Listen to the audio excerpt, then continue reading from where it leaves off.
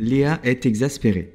Que ce soit sur son téléphone, sur une tablette ou sur son ordinateur, elle ne peut pas ouvrir une page internet ou une application sans être assaillie par les publicités. Cette situation l'énerve d'autant plus qu'elle sait que la pub peut représenter jusqu'à la moitié du poids d'une page web, augmentant le temps d'ouverture de la page, ce qui augmente sa facture de téléphone et vide plus rapidement sa batterie. Pour résumer, Léa, comme 90% des Français, a le sentiment que la publicité est omniprésente sur Internet. Elle a donc décidé de télécharger un bloqueur de pub. Mais un bloqueur de pub, c'est quoi ?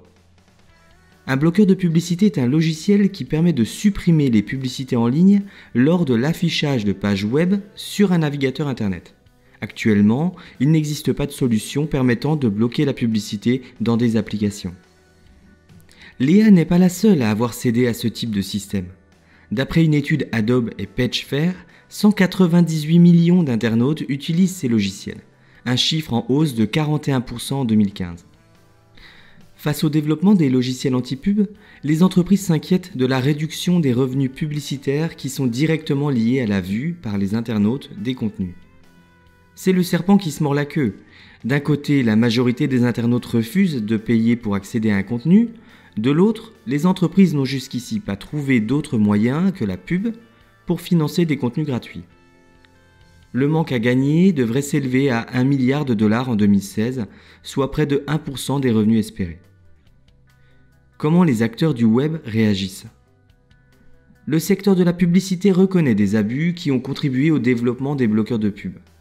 L'Interactive Advertising Bureau, IAB, qui regroupe les acteurs de la publicité sur Internet, reconnaît, je cite, que ce rouleau compresseur est venu à bout de la patience des utilisateurs. Désormais, certains optent pour une opposition frontale aux utilisateurs de logiciels anti-pub et leur bloquent l'accès à leurs sites, comme le journal Bild en Allemagne ou le site Yahoo aux États-Unis. D'autres préfèrent s'orienter vers un modèle moins dépendant de la publicité, comme le paiement à l'article. D'autres encore souhaitent un retour en arrière avec une présence de la publicité moins invasive. Un manifeste définissant des limites acceptables à la présence de la publicité existe et a d'ailleurs été signé par AdBlock Plus, leader des logiciels anti-publicité.